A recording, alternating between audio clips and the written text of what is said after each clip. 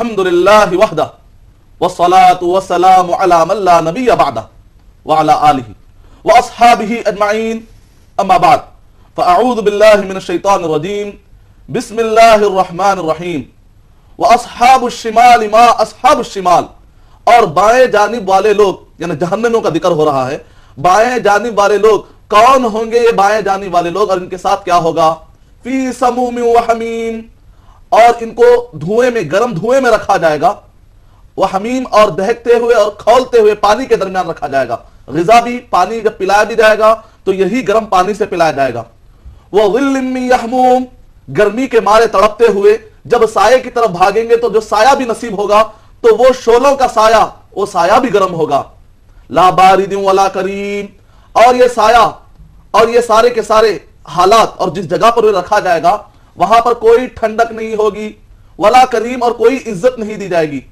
اللہ سبحانہ و تعالیٰ آگے کہہ رہے ہیں یہ ان لوگوں کے لیے ہوگا انہم کانوا قبل ذالک مترفین، کہ وہ لوگ جو عیاشی کرتے ہوئے فضول خرچی کرتے ہیں اور بیجا رسم و رواج جہاں پر اللہ سبحانہ و تعالیٰ راضی نہیں ہوتے، ایسے کام کرتے ہوئے اپنے پیسوں کو، اپنے مال و دولت کو، اپنی صلاحیتوں کو لگاتے ہوئے عیاشی کرتے ہیں، ایسے لوگوں کو یہ عذاب دیا جائے گا۔ یہ سورہ واقعہ سورہ نمبر 56 کی آیت نمبر 46 اور 47 ہے۔ سورہ بنی اسرائیل سورہ نمبر 17 کی آیت نمبر 16 کے اندر اللہ سبحانہ و تعالیٰ نے ارشاد فرمایا وَإِذَا أَرَدْنَا أَن نُهْلِكَ قَرْيَةً، جب کسی ایریے کو تباہ کرنے کی بات آ جاتی ہے، ہم ارادہ کر لیتے ہیں، ٹھان لیتے ہیں کہ یہاں کے لوگوں کو، امرنا مترفیہا، تو وہاں کے جو عیاش لوگ ہیں ہم ان کو خوب بڑا چڑھا کر دیتے ہیں، ان کو ہم ڈھیل دیتے ہیں۔ فَفَسَقُوا فِيهَا، تو عیاشی میں آ کر بے انتہا گناہ کرتے ہیں۔ فَفَسَقُوا فِيهَا فَحَقَّ عَلَيْهَا الْقَوْلُ، پھر اللہ سبحانہ و تعالیٰ کا فیصلہ آ جاتا ہے، فَدَمَّرْنَاهَا تَدْمِيرًا، پھر اس ایریے کو ہم صفحے ہستی سے مٹا کے رکھ دیتے ہیں۔ اللہ اکبر۔ تو یہ آیتیں اس بات کے لیے کافی ہے کہ جو لوگ خوشی کے موقع پر اللہ کی ناشکری کرتے ہوئے حرام کام، فضول کاموں میں اپنے آپ کو لگا دیتے ہیں، ان کو ڈرنا چاہیے۔ انشاءاللہ ہم سوالات اور جوابات کی روشنی میں اور بھی باتیں بتائیں گے۔ شکریہ مدری صاحب۔ ناظرین، پروگرام کے پہلے سیگمنٹ میں پہلے کالر سے بات کرتے ہیں اور جانتے ہیں ان کا سوال کیا ہے۔ ہیلو، السلام علیکم۔ مہوین صاحبہ حیدرآباد سے۔ میں ہمیشہ آپ سب کے لیے دعا فرماتی ہوں، اللہ مدنی صاحب کو بےتحاشا علم سے نوازے، آمین اور آمین۔ مدر بھائی انشاءاللہ آپ کو اجر ملے گا جو آپ لوگوں کے ساتھ اتنا کوآپریٹ کرتے ہیں۔ جی، آپ لوگوں کی دعائیں ہیں جو ہمیں جلا دیتی ہیں پروگرام اچھا پیش کرنے کی۔ جی بتائیے کیا سوال ہے بہن صاحبہ؟ میرا سوال یہ ہے کہ لوگ جو رسم و رواج کرتے ہیں نکاح سے پہلے، تو کیا یہ جائز ہے؟ کہتے ہیں ان کے کچھ ارمان یہ سب کرنے میں، تو یہ کہاں تک صحیح ہے؟ آپ اس کے بارے میں بتائیے گا۔ اور میرا دوسرا سوال یہ ہے، جی جی جی جی ہلو جی جی جی، میرا دوسرا سوال یہ ہے کہ لوگ جو اکثر بار بار حج کو جاتے ہیں، کیا کافی نہیں کہ وہ صرف ایک حج کریں اور جو پیسہ وہ اور حج پر لگاتے ہیں، تو کیا وہ اس پیسے سے کسی مجبور کی مدد نہیں کر سکتے؟ اچھا جی، بہتر، بہت شکریہ آپ نے ہمیں کال کیا۔ ناظرین، آئیے جانتے ہیں بہن نے جو سوالات کیے ہیں ان کے جوابات مدنی صاحب سے۔ دو سوالات ہیں، دونوں بھی بخوبی آپ کو واقف ہیں آپ۔ ایک تو شادیوں میں ارمان نکالنے کی بات ہے اور دیگر دوسرا حج کرنے سے متعلق سوال۔ وعلیکم السلام ورحمۃ اللہ وبرکاتہ۔ شادی یقیناً خوشی کا موقع ہے، اسلام اجازت دیتا ہے کہ آپ خوشیاں بھی منائیں اور ایک اچھی زندگی بھی گزاریں، اسلام اس سے نہیں روکتا، لیکن خوشیوں کے بہانے، ارمان نکالنے کے بہانے، اپنے خواہشات کو پورا کرنے کے بہانے دن بدن جو رسم و رواجوں کا اضافہ ہوتے جا رہا ہے، یقیناً اس کی وجہ سے شادیوں میں رکاوٹیں ہو رہی اور بہت سارے گھروں میں شادی ایک پرابلم بن چکا ہے، جبکہ اسلام شادی کو سولوشن بتاتا ہے کہ وہ ایک علاج ہے، وہ ایک مسئلے کا حل ہے، ایک انسان کی جو نیڈ ہوتی ہے اس کو فلفل کرنے کا ایک بہترین طریقہ ہے، لیکن لوگوں نے شادیوں کو رسم و رواج کے ذریعے سے پرابلم بنا دیا ہے۔ اس کی وجہ کیا ہے؟ یہی وہ رسم و رواجیں ہیں۔ تو اس وجہ سے یہ سارے رسم و رواج جو بھی نبی اکرم صلی اللہ علیہ وسلم اور صحابہ کرام کے زمانے سے ثابت نہیں ہو، ان سارے رسم و رواجوں کو کنڈم کرنا اس وقت پر فرض ہے، ضروری ہے۔ تو اس وجہ سے یہ سارے جو بھی ثابت نہیں ہیں، چاہے وہ سانچک کا مسئلہ ہو، مہندی کے بہانے پھر جمع کے آتا ہے، پھر خرچہ ہوتا ہے، تو اسی طریقے سے میں ہمارے پاس جو ویڈنگ مارکیٹس ہیں اور جہاں پر ویڈنگ کارڈ بنتے ہیں، تو وہاں سے میں گزر رہا تھا تو میں نے دیکھا کہ باقاعدہ ایک بڑی لسٹ لگی ہوئی اور تقریباً 40 قسم کی رسم فی الوقت حیدرآباد میں منائی جا رہی ہے۔ اس میں بسم اللہ کا لڈو بھی آ جاتا ہے، اس کے اندر نام رکھائی بھی آ جاتی ہے، لوگ عقیقہ نہیں کرتے، صحیح طور پر جو چیز ثابت ہے قربانی نہیں کرتے، لیکن جو چیزیں ثابت نہیں ہے اس کے پیچھے لگے ہوئے ہیں، اور شیطان اسی طریقے سے آہستہ آہستہ دین اسلام کا جو نظام ہے اس سے دور کرتا چلا جاتا ہے۔ تو لہذا ان سب سے بچنا چاہیے، اور اللہ سبحانہ و تعالیٰ نے قرآن مجید میں دھمکی دی ہے، ان المبذرین کانوا اخوان الشیاطین، وہ چیزیں جو ثابت نہیں ہیں اور جو رکاوٹیں بن رہی ہیں اس میں آپ اپنا پیسہ لگاتے ہیں تو یہ ناجائز جگہ پر پیسہ لگانا ہوا اور یہ شیطان کے بھائی ہیں۔ سورہ بنی اسرائیل سورہ نمبر 17 کی آیت نمبر 26 اور 27۔ اور جہاں تک بہن نے دوسرا سوال کیا، بہت ہی بہترین آپ نے سوال کیا ہے کہ لوگ نفل حج کر رہے ہیں اس کے بجائے, نفل حج کے بجائے اگر یہی پیسہ اگر غریبوں میں تقسیم کیا جائے. علامہ یوسف القرضاوی غفر اللہ لہ, جو قطر کے ایک بہت مشہور عالم ہیں, تو انہوں نے ایک سروے کیا کہ مسلمان اپنا پیسہ یا جو بھی خیرات کرنے والے اپنا پیسہ صحیح ڈائریکشن میں نہیں لگا رہے. اگر لگائیں گے تو کئی ان پیسوں کے ذریعے سے دنیا میں امن آ سکتا ہے. کہا کہ جو لوگ اس میں سے کئی چیزیں بتاتے ہیں, کہا کہ 50% سے زیادہ حج کرنے والے ہر سال وہ لوگ ہیں جو جن پر حج فرض نہیں ہے, نفل ہے. انہوں نے فرض ادا کر دیا ہے, اب وہ نفل ادا کر رہے ہیں. اگر دنیا کے سارے مسلمان اپنے نفل حجوں کا پیسہ بچا کر اگر غریبوں کو دیں گے, غربت دور کریں گے, کسی کو آپ بے سہارا کی مدد کریں گے, تو دنیا میں غربت کا بہت بڑے پیمانے پر علاج ہو سکتا ہے. اللہ سبحانہ تعالیٰ ہمیں توفیق عطا فرمائے. اور حقوق العباد ادا کرنے میں زیادہ ثواب ملے گا. اور اگر آپ حج کرتے ہیں تو آپ کو اکیلے کو فائدہ ہے, ثواب ملے گا. لیکن اگر آپ کسی کی مدد کرتے ہیں تو اس میں اس کا بھی بھلا ہو گیا, آپ کا بھی بھلا ہو گیا, آپ کو ڈبل ثواب ملے گا. امید کہ ہمارے بھائی زیادہ ثواب لینے کے لیے اپنی عقل کو کام میں لائیں گے. شکریہ مدنی صاحب. ناظرین اور ایک کالر لائن پر موجود ہیں, جانتے ہیں ان کا سوال کیا ہے. ہیلو. السلام علیکم. جی وعلیکم السلام. جی میں رفعت بات کر رہی ہوں کرناٹک سے. رفعت صاحب کرناٹکا, کس شہر سے کرناٹکا سے؟ جی میں بلاری سے بات کر رہی ہوں. بلاری ڈسٹرکٹ. جی بتائیے رفعت صاحبہ, کیا سوال پوچھنا آج چاہتے کل جو یہ معمول ہو گیا ہے کہ لوگ کیا کرتے ہیں, بے فضول خرچہ ہوتا ہے, بلکہ ان لوگوں لیز سے گھر لینا شروع کرتے ہیں. کرایہ نہیں دیتے مہینے کام, جی جی مطلب فکس اماؤنٹ دے کے بعد میں لیز پر دینا, جی اس سے لینا شروع کرتے ہیں. جی. کیا یہ ربا میں تو نہیں آتا؟ لیز پر کیا گھر. ایسا لے سکتے ہیں؟ وہ سوال ہے میرا. اچھا جی اور ایک سوال ہے, جی یہ میرا سوال یہ ہے کہ جب لڑکی جو ہے نا ڈوری نہیں لینا چاہتے, جی لیکن ڈوری کے بنا ان کی شادی بھی نہیں ہوتی ہے, جی, تو کیا ایسے جانتے ہیں ڈوری دے کے شادی کر سکتے ہیں؟ ڈوری دے کر. ہاں اچھا جی, مطلب ہم ظاہر سی بات ہے نہیں دیں گے تو شادی نہیں ہوگی, تو لا محالہ دینا ہی پڑتا ہے کسی طرح سے. ٹھیک ہے, اس بات پر ہم بات کریں گے یقیناً. بہت شکریہ, آپ نے بلاری ڈسٹرکٹ سے ہمیں کال کیا. آپ کے دونوں سوالات کے جوابات مدنی صاحب عطا فرمائیں.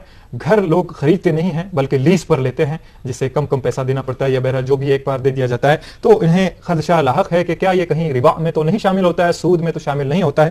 دیگر جہیز سے متعلق جو بات انہوں نے کہی ہے, دینا تو ضروری ہے ورنہ بن بیاہے بچی رہیں گی. تو ایسے حالات میں ہم کیا کریں؟ وعلیکم السلام ورحمۃ اللہ وبرکاتہ. بنیادی طور پر ہمارے پاس دو سوالات آئے ہیں. بہن نے بڑی ہی عقل مندی کے ساتھ رہن کا مسئلہ انہوں نے فضول خرچی سے کنسیڈر کیا تاکہ بہرحال یہ سوال پیش کیا جائے. بہرحال حالانکہ فضول خرچی سے اس کا کوئی تعلق نہیں ہے, وہ سیدھا سود میں چلا جاتا ہے. لیکن بہرحال آپ نے جو سوال کیا اس کا فائدہ یہ ہوگا کہ کئی لوگوں پہ مسئلہ تو معلوم ہو جائے گا, اس لحاظ سے آپ کو ثواب مل جائے گا. تو عام طور پر جو بہن کہہ رہے ہیں, جو میں نے سمجھا ہے ان کے سوال سے, وہ یہ ہے کہ گھر رکھ دیتے ہیں اور اس کے بدلے میں قرضہ دیتے ہیں, رہن کے طور پر, ضمانت کے طور پر, کہ گھر رکھا جاتا ہے اور قرضہ لیا جاتا ہے. اب ایسے وقت پر جن کے پاس سے آپ نے قرضہ لیا ہے پیسے کے طور پر اور آپ نے اپنا گھر ان کے پاس رکھا ہے, تو ایسے وقت پر جو قرضہ دینے والے حضرات ہیں وہ لوگ یہ کرتے ہیں کہ گھر کو رہنے کے لیے استعمال کر لیتے ہیں کہ جب آپ قرضہ لوٹا دیں گے اس وقت پر ہم آپ کو گھر واپس کر دیں گے, گھر کیوں بیکار رہنا, تو ہم گھر کو یوٹیلائز کر رہے ہیں. لیکن آپ جب قرضہ دے رہے ہیں اور پھر واپس 1 لاکھ قرضہ آپ نے دیا, پھر واپس ہی میں 1 لاکھ قرضہ واپس لے رہے ہیں, اس کا مطلب 1 لاکھ جو پیسہ آپ نے دیا تھا واپس وہ پیسہ تو آپ لے رہے ہیں. اب جو گھر کو استعمال کیا جا رہا ہے یہ ہوا زیادہ, شریعت میں اس کو کہتے ہیں سود, اور یہ جائز نہیں. اور اگر قرضہ دینے والا اس رہن والے گھر میں رہنا چاہ رہا ہو تو ضروری ہے کہ اس ایریے میں عام طور پر اس مکان میں رہنے کا جو کرایہ ہوتا ہے وہ کرایہ ادا کر دینا اس کے پر واجب ہے. اگر وہ نہیں دے گا تو گویا کہ سود. صحابہ کرام کے بارے میں آتا ہے, اگر کسی شخص سے وہ قرضہ جس نے قرضہ لیا تھا قرضہ کلیکٹ کرنے کے لیے جاتے, واپس قرضہ لینے کے لیے جاتے, تو اس گھر کے سائے اس دوست کے گھر کے سائے میں بھی نہیں ٹھہرتے تھے. یہ سوچتے تھے کہ ایسا نہ ہو کہ میں پیسے سے بڑھ کر کہیں سائے کا فائدہ اٹھانے کی بنا پر کہیں سود نہ ہو جائے. تو زیادہ 1 دینار تو دور کی بات ہے, سایہ بھی لینا پسند نہیں کرتے تھے. تو ہم کو بچنا چاہیے. اور بہن نے کہا جہیز کی بنیاد پر, یعنی کہ جہیز اگر نہ دیں گے تو ہماری شادی نہیں ہوگی, یہ سب بیکار باتیں ہیں. اللہ سبحانہ و تعالیٰ کا توکل, اللہ سبحانہ و تعالیٰ سورہ طلاق سورہ نمبر 65 کے آیت نمبر 2 میں اللہ سبحانہ و تعالیٰ ارشاد فرما رہے ہیں, وَمَن يَتَّقِ اللَّهَ يَجْعَلْ لَهُ مَخْرَجًا. جو اللہ سبحانہ و تعالیٰ سے ڈرے گا تو اللہ سبحانہ و تعالیٰ اس کو ایسی جگہ سے اس کی رہنمائی کریں گے, ایسی جگہ سے اس کے لیے بینیفٹ راستہ کھولیں گے جہاں سے تصور ہی نہیں کر سکتا. اس کا مطلب اکلا کہ بندے کو خیال نہیں آتا کہ مجھے حل کہاں سے ملے گا, لیکن شریعت پہ چلنے سے ہی حل ملے گا. اللہ سبحانہ و تعالیٰ اس آیت میں کہہ رہے ہیں. اگر ایک بندہ کہتا ہے کہ نہیں میں اپنے حساب سے جی لوں گا, تو اللہ کے نظام سے ٹکر لیتے ہوئے اب اگر بندہ اپنے حساب سے چلنے کے لیے ٹھان چکا ہو تو پھر اللہ سبحانہ و تعالیٰ ایسے جگہ سے اس کو خدشہ دلائے گا, وہ اسی خوف میں اور دین سے دور ہوتا چلا جائے گا. سورہ نساء سورہ نمبر 4 آیت نمبر 115, جو نبی اور صحابہ کرام کے راستے سے ہٹ کر اپنے دماغوں کے حساب سے چلتے ہیں اللہ ان کو اسی میں مگن رکھتا ہے یہاں تک کہ اسی راستے سے جہنم میں پہنچ جاتے ہیں. اللہ سبحانہ تعالیٰ ہماری حفاظت فرمائے. تو یہ سب خام خیالی ہے, ایسی بات ہرگز نہیں ہے. معاشرے میں کچھ لوگ ضرور اٹھ کر ٹھہرے اور ٹھانے کہ ہم بغیر جہیز ہی کے, لڑکا لڑکی نوجوان آپس میں طے کریں کہ ہم ये ऐसा ग्रुप बना, ऐसा अंजुमन कि जहां पर इस बात को प्रमोट किया जाए और कंडम किया जाए, बाइकआउट किया जाए वो सारी शादियां जहां पर भी दहेज दी जा रही है, फिर देखिए खुद ब खुद बहुत जल्द इंशाल्लाह रिजल्ट निकलेगा। शुक्रिया मदनी साहब। नाज़रीन, दीगर कॉलर लाइन पर मौजूद हैं, जानते हैं इनका सवाल। हेलो। अस्सलाम वालेकुम। जी वालेकुम अस्सलाम मोहतरम। जनाब मैं शोपुर से बोलता हूँ, एमपी से हकीम खान नाम है मेरा। हकीम खान साहब, जनाब मेरे 3 सवाल हैं। जी फरमाइएगा। पहला सवाल तो ये कि हमारे आज के जमाने में 21वीं सदी में तो ये शादी जो फिजूल खर्ची है उससे कैसे बच सकते हैं? अच्छा जी। पहला सवाल। दूसरा सवाल मतलब ये वालिदैन के मुतालिक है। जी जी वालिदैन के मुतालिक है, हमारे वालिद। जी हेलो। जी जी हाँ सर, वालिदैन के मुतालिक मेरा दूसरा सवाल था, जैसे हमारे वालिद तमाम बुरे अमलों में मुलव्वज़ा हैं। अब ऐसे में अल्लाह ने कुरान में फरमाया कि वालिदैन की किसी भी तरह नाफरमानी ना कीजिए, जी। जबकि हम लोग तो बंदों को नमाज पढ़ते हैं और घर में तो छोटे भाई बहनों का पूरा ख्याल रखते हैं, लेकिन हमारे वालिद जो बिल्कुल एकदम अपनी जिम्मेदारी से पीछे हटे हुए हैं। तो अब ऐसे में हमारी उनके प्रति हमारी क्या जवाबदारी बनती है? अच्छा नंबर 3। जी। हेलो। जी जी बताइए। नंबर 3 में सवाल ये कि मेरे 2 निकाह हो चुके हैं। अच्छा जी। तो पहला निकाह मेरा हुआ था पहले वाली बीवी से, तो मैंने उसको किसी बात को लेकर के उसको तलाक हो गया था। अच्छा जी। तो हमने उसको तलाक जो नामा भेजा था हमने, तो वो कोर्ट द्वारा तहरीर कर दिया था। जी। तो ये क्या ये तलाक आगे हो गया है? और दूसरा ये कि ये जो मेरा दूसरा निकाह तो वो भी अभी सही तरह चल नहीं पा रहा, तो जो मेरा पहला निकाह था मैं उस बीवी को होना चाहता हूँ, तो उसके लिए मुझे क्या करना पड़ेगा? वाज़ेह सवालात नहीं हैं, कहने में भी थोड़ी सी दुश्वारी है और सुनने में हमारी बहुत दुश्वारी है, लेकिन फिर भी जो हल हम बता सकते हैं इसका बताएंगे यकीनन। नाज़रीन, ये सवालात के जवाब जानने के लिए आप हमारे साथ जुड़े रहिए। हम अभी गए और अभी आए ब्रेक के बाद। नाज़रीन, वक्त के बाद फिर से आपका इस्तकबाल है प्रोग्राम आप और हम में, और आज का उन्वान है बेजा रसूमात और फजूल खर्ची के नुकसानात। आलमी नाज़रीन से मेरी दरख्वास्त है कि वो अपने सवालात टॉपिक के मुताबिक कहें और बराए करम अपने सवालात को आप कलम बंद फरमा लें, ताकि जब आप टेलीफोन पर हमसे मुखातिब हों तो word to word clear cut अपने सवालात हमको सुनाएं, ताकि हम आपको बेहतर जवाब अता फरमाएं। नाज़रीन, आइए ब्रेक से पहले जो सवालात हमने लिए हैं, जो कुछ हमें समझ में आया है, सुनाई दिया है, उससे मुताल्लिक जवाबात देते हैं। मदनी साहब, भाई ने 3 सवाल किए थे, जिसमें इस ज़माने में 21वीं सदी में फजूल खर्ची से कैसे बचा जा सकता है, और दूसरा कि वालिदैन अगर बुरे अमाल करते हैं तो उनके साथ हमारा रवैया कैसा हो, जबकि इस्लाम जो ताकीद करता है वालिदैन के साथ अच्छाई का बदले का। और दीगर सवाल था 2 तलाक, 2 ख़वातीन से इन्होंने शादी की थी, जिनमें से एक से तलाक हो गई है जो कोर्ट के जरिए, वो मुकम्मल हुई है या नहीं हुई है, और दीगर जो खातून के साथ निकाह में है उससे भी अनबन है, तो आगे चलकर शायद वो तलाक देने की सोच रहे हैं। इस बारे में इन तीनों सवालात के मुख्तसर से जवाब अता फरमाएं। वालेकुम अस्सलाम व रहमतुल्लाहि व बरकातुहू। भाई ने जो सवाल किया है, पहला सवाल कि 21वीं सदी में फजूल खर्ची से हम कैसे बचें। 21वीं सदी हो चाहे 20वीं सदी हो, चाहे वो आदम अलैहिस्सलाम से लेकर क़यामत तक आने वाला कोई भी जमाना हो, मुसलमान जरूरी है कि वो पाबंदी करे। हर इंसान की जिम्मेदारी है कि वो पाबंदी करे कि जो कुछ भी उसका रब पैदा करने वाला हुक्म देता है उसके मुताबिक जिंदगी गुजारे। यही तो असल एग्जाम है, चाहे आप जिस सदी में भी पैदा हो, जिस जगह पर भी, यहाँ तक कि आप जुपिटर चले जाए, चाहे मार्स चले जाए, जहां कहीं पर भी आप रह रहे हैं, 2 काम नहीं करना चाहिए। कुरान मजीद में एक वर्ड आया है इसराफ, दूसरा वर्ड आया है तबदीर।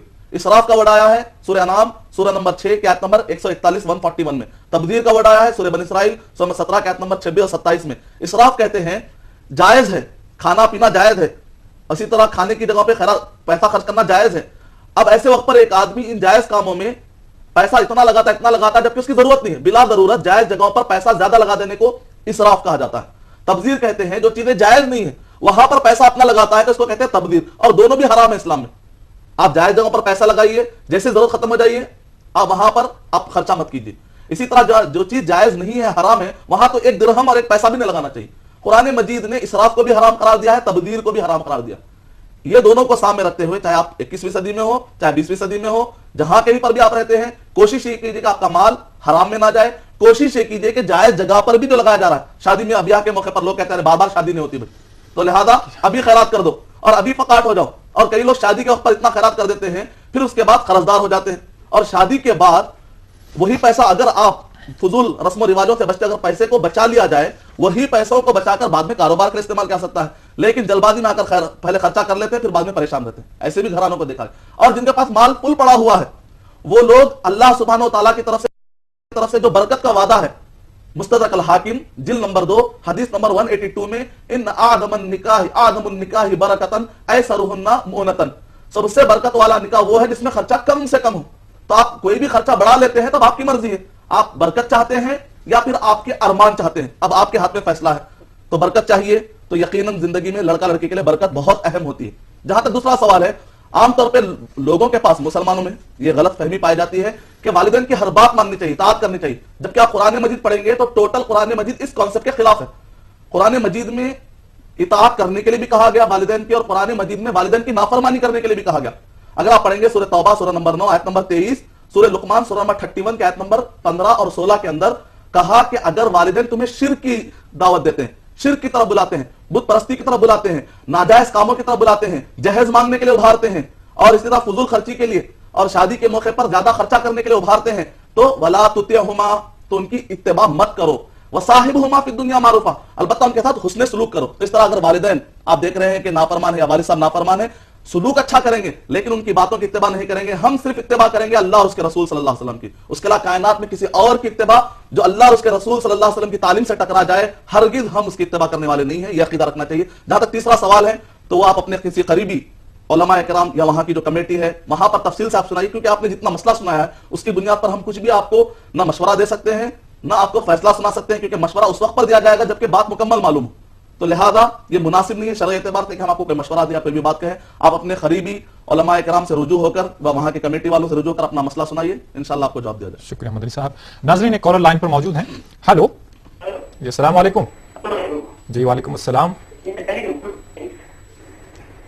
میں چاہتا ہوں کہ جو نوجوان طبقہ ہے وہ دہیج دینا نہیں چاہتا ہے، لیکن شادی میں ان کو دہیج دیا جاتا ہے۔ جی جی ہلو ہلو تو جی بتائیے۔ سوال میں بتاتا ہوں کہ جو نوجوان طبقہ ہے جی وہ شادی میں دہیج لینا نہیں چاہتا، ہاں جی لیکن دہیج شادی کے بعد ان کو دہیج دے دیا جاتا ہے، اچھا جی تو اس وقت یہ سب جائز ہے کیا؟ اچھا جی اپنا ایک نام سوال اور ہے میرا، جی بتائیے۔ انکم ٹیکس کے تعلق میں ہے، جی وہ یہ ہے کہ انکم ٹیکس بچانے کے لیے جی ہم نوکری پیشہ لوگ جو ہے اچھا جی وہ پی پی ایف میں یا ایل ایس سی میں پیسہ جمع کرتے ہیں، جی جی تو اس میں کوئی 10,000 کی ایل ایس سی لینے کے بعد میں وہ 15,000 روپے ملتا ہے، جی جی انٹرسٹ ملتا ہے، تو کیا وہ سب جائز ہے؟ اچھا جی ہاں۔ بہتر بہتر، بہت شکریہ۔ ناظرین سوالات بے شمار آ رہے ہیں اور ایس ایم ایس بھی ہمیں موصول ہو رہے ہیں، لیکن آئیے ناظرین چلتے ہیں ایک مختصر سے وقفے کی جانب، اس امید کے ساتھ کہ اس وقفے کے بعد یقیناً آپ اور ہم ساتھ ساتھ ہوں گے انشاءاللہ۔ ناظرین وقفے کے بعد پھر سے آپ کا خیر مقدم ہے، آئیے ایک کالر سے بات کرتے ہیں۔ ہیلو ہلو السلام علیکم۔ جی وعلیکم السلام۔ جی میں عنایت علی خان بول رہا ہوں بھوپال سے۔ عنایت علی خان صاحب بھوپال سے، جی بڑی عنایت کی آپ نے کال کیا ہمیں۔ جی جی میرا سوال ہے جی کہ جو ہے مسجدوں کو جگنے کی رات جگہ سجاتے ہیں بہت سارا، اچھا کیا یہ فضول خرچی میں خرچی میں آتا ہے؟ اور جو ہے 3 جگنے کی راتوں کو جگاتے ہیں جی سجاتے ہیں جی وہ، اور ایک سوال تھا دوسرا کہ جو ہے موتا میں جو جنازے کی نماز پڑھائی جاتی ہے جی اس میں 4 تکبیرات بولتے ہیں، پہلی تکبیر میں ہم نے سنا ثنا پڑھنا، لیکن جو ہے ہم کو دوسری کتاب میں بخاری شریف میں پڑھے کہ جو سورہ فاتحہ پڑھنا ضروری ہے۔ یہ 2 سوال کا جواب دیجیے، شکریہ۔ اچھا جی بہت شکریہ آپ نے ہمیں کال کیا۔ بریک سے پہلے ناظرین ایک سوال ہمیں موصول ہوا تھا جس میں کہا گیا تھا کہ نوجوان ایسے بہت سارے ہیں جو شادی میں جہیز نہیں لینا چاہتے ہیں لیکن شادی کے بعد انہیں جہیز پھر بھی مل جاتا ہے، ایسی صورت میں وہ کیا کریں؟ اور انکم ٹیکس سے متعلق انہوں نے سوال کیا تھا جیسے جی P F P P F وغیرہ آئی پی ایف، تو اس میں پیسہ وغیرہ کٹاتے ہیں انکم ٹیکس سے بچنے کے لیے اور وہ بعد میں چل کر کچھ زائد پیسہ ملتا ہے، کیا وہ بھی سود کے حق میں آتا ہے؟ وعلیکم السلام ورحمۃ اللہ وبرکاتہ۔ 2 سوالات جو بریک سے پہلے ہوئے تھے، ایک سوال تو یہ تھا کہ بعض نوجوانوں کو جہیز پہلے نہیں دیا آتا لیکن شادی کے بعد دیا آتا ہے۔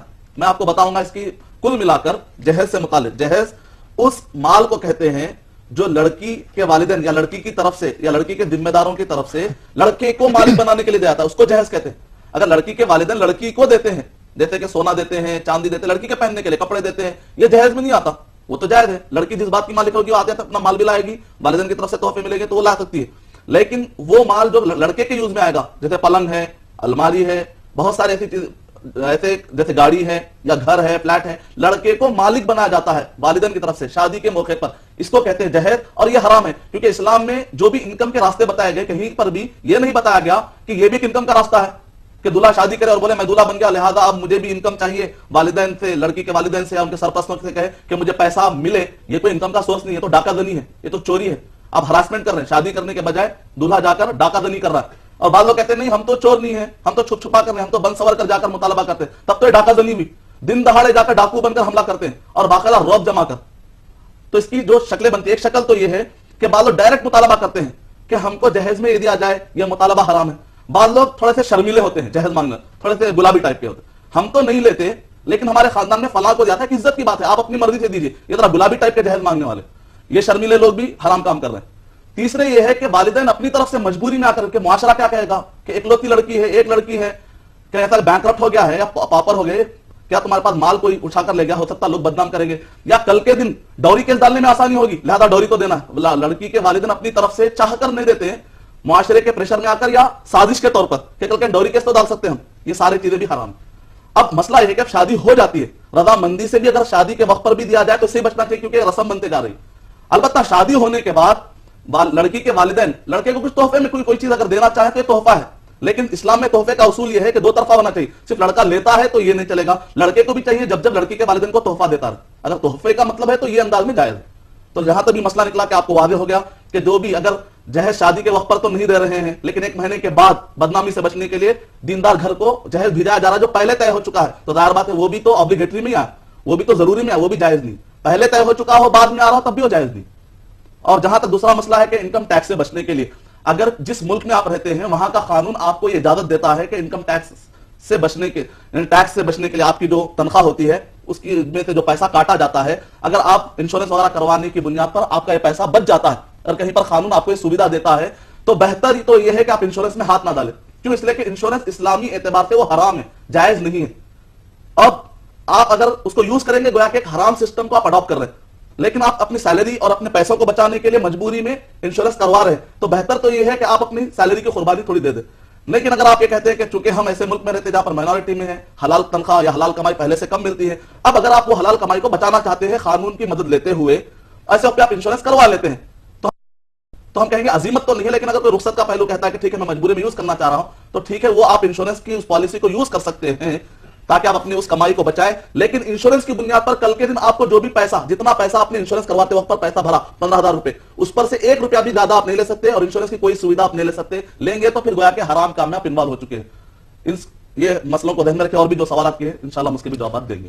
جناب عنایت علی خان صاحب نے بھی کال کیا تھا بھوپال سے, مساجد کو سجانا جیسے جاگنے کی رات انہوں نے کہی ہے, تو اس کی بات کی وضاحت فرما دیں. جاگنے والی رات کوئی نہیں ہے, عبادت والی راتیں ہیں, تو ان میں مساجد کو سجانا کہاں تک درست ہے؟ اور دیگر مسئلہ بھی انہوں نے پوچھا ہے نماز جنازہ میں تکبیرات اور ثنا سے متعلق کیا مستحسن طریقہ ہے, یہ بتا دیں مدنی صاحب. وعلیکم السلام ورحمۃ اللہ وبرکاتہ. خوشی کے موقع پر اور خاص طور سے عبادت جیسے لیلۃ القدر ہے 21 رمضان مبارک کی, 21 23 25 27 اور 29, یہ 5 کو رات بھر جاگ کر عبادت کرنے کا ذکر ملتا ہے. اس کے علاوہ کوئی اور راتوں کا ایسا خاص طور سے اہتمام کر کے جو ذکر مشہور ہوتا ہے بہرحال عام طور پر, تو ایسے وقت پر اس بات کا ثبوت ملتا ہے کہ مسجدوں کے اندر صحابہ اکرام کے زمانے میں قندیلیں لگائی جاتی تھی تاکہ روشنی رہے اور لوگ آ کر مسجد میں عبادت کرنا چاہیں تو آسانی سے کر سکیں. تو مسجد کے اندر روشنی کرنے کی اجازت ہے, مسجد کے اوپر نہیں, دونوں میں فرق کیجیے. تو مسجد ہی کو دلہن بنا دے رہے ہیں آپ یا مسجد ہی کو سجا دے رہے ہیں. پہلے تو مسجد نبی اکرم صلی اللہ علیہ وسلم اور صحابہ اکرام کے زمانے میں اتنی عالی شان ایسی تھی نہیں, چھپر کی تھی, اور جتنا ہو سکے کم خرچہ لگایا جاتا تھا. پہلے تو ہم نے جو خرچہ بڑھا دیا وہی زیادہ ہے. عام طور پہ دیکھا جاتا ہے کہ لوگ مسجد بنانے کے لیے لاکھوں بلکہ کروڑوں روپے لگا رہے ہیں, لیکن مسجد کی امام کی جو تنخواہ ہوتی ہے وہ 1,000 2,000, اس کے بجائے کم سے کم خرچے میں مسجد بنائی جائے, اور جو امام صاحب وہاں پر ہوتے ہیں ان کو 5,000 6,000 7,000 10,000 دی جائے. بڑی بڑی تنخواہیں لوگ 20 30 اٹھا رہے ہیں, تو آپ امام صاحب کا بہت ہی اونچا مقام ہے. اور ایسے امام کو بنائیے جس کے پاس علم ہو, جو صباحی اور مساحی مدرسہ چلا سکے. اس محلے, اس مسجد کے اطراف کے محلے کے بوڑھے لوگ, بڑے لوگ جن کو معلومات نہیں ہے, تعلیم نہیں ہے, دعائیں یاد نہیں ہے, اور جو بچے ہیں قرآن مجید کی تعلیم, وہ امام صاحب کو ذمہ داری لگائیے کہ آپ تعلیم بھی دیجیے, امامت بھی کروائیے, اور ان کو تنخواہ دیجیے 5,000 10,000 دیجیے. مسجد پر خرچہ کم کیا جائے, تعلیم پر خرچہ زیادہ کیا جائے. اور جہاں تک ہے کہ ثنا پڑھنا چاہیے, ثنا کا ذکر نہیں ہے, خاص طور سے نماز جنازہ کے وقت پر ثنا کا ذکر نہیں ہے, لیکن عام جو نماز کے بارے میں جو ذکر ہے اس کے لیے اگر کوئی پڑھنا چاہے تو پڑھ سکتا ہے. لیکن خاص طور سے لا صلاۃ لمن لم یقرأ بفاتحۃ الکتاب, سورہ فاتحہ پڑھنے کا ذکر آیا ہے. سورہ فاتحہ پڑھنا چاہیے نماز جنازہ کی پہلی تکبیر میں, قرآن اور حدیث شریف کی روشنی میں. امید کرتا ہوں مکمل ہوا. شکریہ مدنی صاحب. دیگر کالر لائن پر موجود ہیں, ناظرین جانتے ہیں ان کا کیا سوال ہے. ہیلو. السلام علیکم. جی وعلیکم السلام. مدنی صاحب کو میرا بہت بہت سلام. اور یہ پہلا 2 سوال ہے میرے. پہلا سوال یہ ہے بیجا رسومات کو کس طرح رسومات اور فضول اخراجات سے کیسا بچے, اور ولیمے میں غریب لوگوں کو اکثر بھول جا رہے ہیں لوگ, اس کے تعلق سے کیا ہے؟ بلاتے نہیں ہیں, اسٹینڈرڈ کے نہیں ہے بول کے چھوڑ دیتے ہیں. جی جی. تو کیا وہ ولیمہ ہوتا ہے یا نہیں ہوتا؟ اچھا جی. اور دوسرا سوال یہ ہے کہ میرا لڑکا 12 سال کا ہے, ہم لوگ 4 سال سے ملا پلی کے پاس ہیں. جب بچے میرے نماز پڑھاتے ہیں تو جب جماعت ٹھہرتی ہے تو صف میں سے پیچھے کر دیتے ہیں. جی.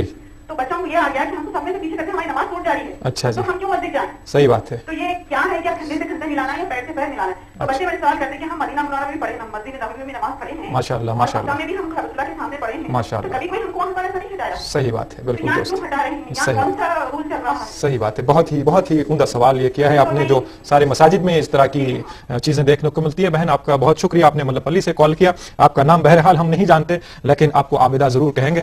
तो मदनी साहब, बहन के तीनों सवालात के जवाब दें। एक तो हमारे उन्वान से मुताल्लिक़ ही है कि बेजा रसूमात से कैसे बचा जाए, दीगर गुरबा को वलीमे की दावत नहीं दी जाती है या आम तौर पर दावतों में उनको नहीं बुलाया जाता है, किसी तरह से उनको डिस्क्रिमिनेट करके, और दीगर ये जो बच्चों वाला सवाल था अक्सर मसाजिद में देखने को मिलता है कि दरमियान से हटाकर या आगे वाली सब से हटाकर पीछे कर दिया जाता है बच्चों को, गरचे कि वो नमाज की रकात बन चुके हैं तब भी। वालेकुम अस्सलाम व रहमतुल्लाहि व बरकातुहू। बहन ने जो सवालात किए हैं, पहला सवाल है कि बेजा रसूमात से कैसे बचा जाए। सबसे पहले हर मुसलमान खास तौर से, और बल्कि सारे इंसान अपने तौर पर यह सोचे कि हम आजाद नहीं पैदा किए गए, और कोई है जिसने कि हमको सारी दुनिया फराहम की है, अब उसने एक निजाम दिया है, उसके मुताबिक सबको चलना है। खैर, मुसलमान खासतौर से मैं इसलिए कह रहा हूं क्योंकि हमने दावा किया है कि हम कुरान मजीद के निजाम को मानने और उस पर चलने के लिए तैयार हैं। तो इस निजाम का वास्ता देकर हम ये ऐलान कर रहे हैं कि शादी में जो भी रस्मो रिवाज फजूल, जैसा कि मैंने कहा 40 रस्मो रिवाज फिल वक्त हैदराबाद के अंदर रस्में चल रही हैं, और जो सारे फजूल है, जिसका कुरान और सही हदीस से कोई ताल्लुक नहीं है। गोया कि एक मुकम्मल निजाम चल रहा है, 40 रस्मों का एक मुकम्मल निजाम चल रहा है जो इस निजाम से टकरा रहा है, और इस निजाम को नाफिज करने के लिए रुकावट बन रहा है। निकाह के लिए रुकावट हो रहा है, जिना के लिए आसानी हो रही है, अबॉर्शन, गंदे गंदे वाकयात सुनाई दे रहे हैं, और इसी तरह लड़का लड़की के नाजायज ताल्लुकात, ऐसे सारे जो माशरा तबाही की तरफ जा रहा है, उसकी बुनियाद ये रस्म रिवाज है, जहां पर पैसा बर्बाद हो रहा है, जहां पर सलाहियतें बर्बाद हो रही। अब ऐसे वक्त पर हर मुसलमान की जिम्मेदारी है कि इस निजाम से टकराता हुआ वो सारा निजाम जो हमारे खानदानों में आ चुका है, सबसे पहले हम उसको निकाल के बाहर फेंकें। हम ये कहते हैं कि हम सारे निजामों के मुकाबले में निजाम पेश करके बताएंगे, सबसे पहले अपने घरों के अंदर जो हमने गलत निजाम को अडॉप्ट किया, पहले उसको निकाल कर फेंकिए, तो तब जाकर ये जब तक दिमाग में बात नहीं बैठेगी कि हम गलत निजाम पर चल रहे हैं, उस वक्त तक रस्म रिवाज मिटने वाले नहीं है। खुल्लम खुल्ला हम अल्लाह सुब्हानहू व तआला के उतारे हुए निजाम के खिलाफ जा रहे हैं। ये अच्छा शोर का बिठा ले, इंशाअल्लाह रस्म रिवाज खत्म हो सकते हैं, जिसको भी अल्लाह का खौफ पैदा हो जाए। जहां तक ये है कि मस्जिद के अंदर से छोटे बच्चों को हटाए जाने का जो आपने कहा, नबी अकरम सल्लल्लाहु अलैहि वसल्लम ने इरशाद फरमाया कि लड़कों को पीछे रखा जाए, सामने होंगे मर्द अक्लमंद, पहली सफ में रहेंगे, जिनके पास मालूमात हो इल्मी एतबार से, इस्लामी तालीमात, उसके बाद बड़ी उम्र वाले लोग, बड़ी नौजवान, आखिरी में बच्चे, पीछे खवातीन। इस्लाम में पर्दे का सिस्टम है, इसलिए हद से सारे खवान बनाए गए हैं। फिर उसके बाद, लेकिन अगर आप नमाज के शुरू में करते हैं तब तो बच्चों को पीछे करेंगे, लेकिन अब बच्चा आकर ठहर चुका हो तो ऐसे वक्त पर उसको पीछे करने की ऐसी कोई भी दलील नहीं मिलती। नमाज के अंदर नमाज पढ़ते बच्चे को पीछे हटाने की दलील नहीं मिलती। नबी अकरम सल्लल्लाहु अलैहि वसल्लम तहज्जुद की नमाज पढ़ रहे थे, हजरत अनस रज़ियल्लाहु ताला अन्हु आकर लेफ्ट साइड पर ठहर जाते, सही मुस्लिम का वाकया है। तो नबी अकरम सल्लल्लाहु अलैहि वसल्लम हजरत अनस रज़ियल्लाहु ताला अन्हु को पीछे से हाथ बढ़ाकर लाकर अपने राइट साइड पर ठहरा देते। तो हालांकि वो छोटे हैं, कांधा तो मिलता ही नहीं है, छोटा बच्चा है, उसके बावजूद भी नबी अकरम सल्लल्लाहु अलैहि वसल्लम ने उनको ये नहीं कहा कि पीछे ढकल दिया। बात ऐसी नहीं है, पीछे नहीं ढकला, बल्कि आपने सही जगह पर ठहरने के लिए सीधे जगह पर लाकर उनको ठहराया। तो इसका मतलब निकला कि खामखा के उनको पीछे नहीं किया जाना चाहिए, ये साबित हुआ। जहां तक तीसरा आपने सवाल किया, नबी अकरम सल्लल्लाहु अलैहि वसल्लम ने वही सुनाई है, शर्रुत तामी युदअल अगनिया व युतरकल फुकरा, और कमा क़ाल अलैहि सल्लतु वस्सलाम, सबसे बदतरीन खाना वो है जहां पर मालदारों को बुलाया जाए, गरीबों को छोड़ दिया जाए। इस्लाम इसको पसंद नहीं करता, कहा कि अल्लाह सुब्हानहू व तआला इसको सबसे बदतर दावत इसको कहते हैं, वलीमा कहते हैं। उम्मीद है आपका जवाब मुकम्मल। शुक्रिया मदनी साहब। नाज़रीन, सवालात बेशुमार हमारे पास मौजूद हैं और कुछ SMS भी हमारे पास मौसूल हुए हैं, इनको भी हम शामिल करेंगे नाज़रीन। लेकिन आइए चलते हैं एक मुख्तसर वक्फे की जानिब, इस यकीन के साथ इंशाअल्लाह आप और हम फिर साथ साथ होंगे। नाज़रीन, वक्फे के बाद प्रोग्राम के आखिरी सेगमेंट में फिर से आपका खैर मकदम है, और आज का उन्वान है बेजा रसूमात और फजूल खर्ची के नुकसानात। क्या क्या नुकसानात होते हैं ये तो बताया जाए, और कुछ SMS हमें मौसूल हुए हैं, इन्हें भी प्रोग्राम में शामिल करते हैं। लिखते हैं सरफराज हैदराबाद से, क्या हम आफ्टर शेव और हेयर कंडीशनर जिसमें अल्कोहल मिला होता है इस्तेमाल कर सकते हैं? दीगर SMS भी हम शामिल करते हैं। अहमद साहब सूरत से लिखते हैं, लोग पैसा खर्च करके एस्ट्रोलॉजिस्ट के पास जाते हैं और अपना मुस्तकबिल जानते हैं, क्या यह दुरुस्त है? अभी हमारे पास दो सवाल आए हैं। सूरह मायदा सूरह नंबर 5 की आयत नंबर 90 के मुताबिक, या अय्युहल्लज़ीना आमनू इन्नमल खम्रु वल मैसिरु वल अंसाबु वल अज़लामु रिस्सुम मिन अमरि शैतान, कि ऐ वो लोगों जो ईमान लाए हो, शराब और इसी तरह खास तौर से पासे की बुनियाद पर या अपनी तकदीर मालूम करने के लिए जो भी रास्ता इख्तियार किया है, कुरान मजीद को कह रहा है कि वो रिस्स है। तो इस बुनियाद पर दो सवाल है। एक सवाल तो ये है कि अल्कोहल یا الکحول جس کو عربی میں کہا جاتا ہے جو استعمال کیا جاتا ہے تو کیا یہ حرام ہے یا حلال ہے؟ تو میں آپ کو سب سے پہلے تو آپ کو یہ بات اچھی طرح سے واضح کر دوں کہ جو شراب ہے اس کا پینا حرام ہے، لیکن اگر یہ شراب جسم کو لگ جاتا ہے تو ناپاک نہیں. دونوں میں فرق ہے. ایک چیز حرام ہے لیکن ناپاک ہونا ضروری نہیں ہے. مثال کے طور پہ بھائی اپنے بہن سے شادی نہیں کر سکتا. شادی کرنا، بھائی کا بہن سے شادی کرنا حرام ہے، لیکن بھائی بہن آپس میں ناپاک نہیں ہے. تو جو بھی چیز حرام ہوتی ہے وہ ناپاک ہونا ضروری نہیں ہے. ناپاک کے لیے ایک الگ دلیل آنی چاہیے. تو شراب کے بارے میں، شراب کا پینا حرام ہے سورہ مائدہ نمبر 5 کی آیت نمبر 90، لیکن شراب ناپاک ہے اس کی کوئی بھی دلیل نہیں. یہاں تک کہ صحابہ اکرام نے مدینہ طیبہ کے اندر شراب کو گلیوں میں بہا دیا، یہاں تک کہ راستوں میں بہ رہی تھی. اگر وہ ناپاک ہوتی تو پھر وہ راستوں میں نہیں بہاتے تھے. نماز کو آ رہے ہیں، چل کر آ رہے ہیں انہی راستوں سے، تو راستوں میں نہیں بہاتے تھے. اس کا مطلب نکلا کہ شراب ناپاک نہیں ہے جیسا کہ ٹوائلٹ ناپاک ہے. ایک بات. دوسری بات یہ ہے کہ جو الکوہل کا مادہ، علامہ ابن عثیمین رحمۃ اللہ علیہ نے 43 سائنٹسٹ سے رابطہ کرتے ہوئے سعودی عرب میں انہوں نے تحقیق کروائی، اور یہ بتانے کے لیے کہ جو پرفیوم میں اور اسی طریقے سے جو بھی لکوڈ استعمال کیا جاتا ہے خوشبو کے طور پر، اس میں جو الکوہل استعمال کیا جاتا ہے، تو کہا کہ اس کا اس شراب سے کوئی تعلق نہیں. تحقیق کرنے کا رپورٹ آئی اس کا اس شراب سے کوئی تعلق نہیں ہے. الکوہل ایک ایسا اسٹیج ہے جس اسٹیج کے گزرنے کے بعد اس کے اندر نشہ آتا ہے. اس سے پہلے کا جو اسٹیج ہے وہ ہے الکوہل. اگر اس الکوہل کا اس مادے کو رکھا جائے تو شراب کے اندر جو خمار ہے اس خمار کو باقی رکھنے کے لیے مادہ ملایا جاتا ہے. دواؤں کے اندر جو اثر ہوتا ہے، ٹانک کے اندر جو اثر ہوتا ہے، پرفیوم کے اندر جو اثر ہوتا ہے، اس اثر کو اور خوشبو کو باقی رکھنے کے لیے مادہ ملایا جاتا ہے. تو یہ جو مادہ ہے اس کے حرام کی کوئی دلیل نہیں. اور اگر مان بھی لیا جائے کہ شراب ہے تب بھی وہ جسم کو اگر لگ جاتا ہے تو ناپاک نہیں ہے. تو شراب ہی کے بارے میں جب یہ مسئلہ ہے تو الکوہل تو اور بھی دور کی چیز ہے. تو الکوہل پرفیوم کے طور پہ استعمال کیا جائے یا الکوہل دوائیوں کے اندر ہو، دوائیوں کے اندر خاص طور سے کوشش کی چونکہ دوائی آپ پیتے ہیں تو اس وجہ سے بہتر یہ ہے کہ اگر آپ کو کوئی آلٹرنیٹ ملتا ہے تو الکوہل والی دوائیں استعمال مت کیجیے کیونکہ آپ پی رہے ہیں. لیکن اگر آپ کو کوئی آلٹرنیٹ نہیں ملتا ہے، سورہ انعام سورہ نمبر 6 کی آیت نمبر 119 مجبوری میں جائز ہے. تو دوائی آپ پی بھی سکتے ہیں، الکوہل مکس والی دوا پی بھی سکتے ہیں. جہاں تک استعمال کا مسئلہ ہے تو الحمدللہ یہ حلال ہے، اس میں کوئی مسئلہ نہیں ہے. شکریہ مدنی صاحب. ایک کالر لائن پر موجود ہیں، ناظرین انہیں شامل کرتے ہیں. ہیلو جی، السلام علیکم. وعلیکم السلام. جی محترم، کون اور کہاں سے؟ میں ممبئی باندرا سے. باندرا سے کون صاحب؟ میں غوث محمد صاحب. جی جی بتائیے کیا سوال ہے آپ کا؟ ہاں، بہرام نگر ممبئی باندرا سے. جی بہرام نگر ممبئی باندرا کے باسی، آپ بتائیے کیا سوال پوچھنا چاہتے ہیں؟ سوال آپ سے یہ. جی اپنے ٹی وی کی آواز میوٹ کر دیجیے. ہاں ہیلو. ہاں ہاں میرے چاچا کی. ہیلو. پہلے ٹی وی کی آواز پہلے ٹی وی کی آواز میوٹ کر دیجیے. جی جی جی. اب بتائیے کیا سوال ہے؟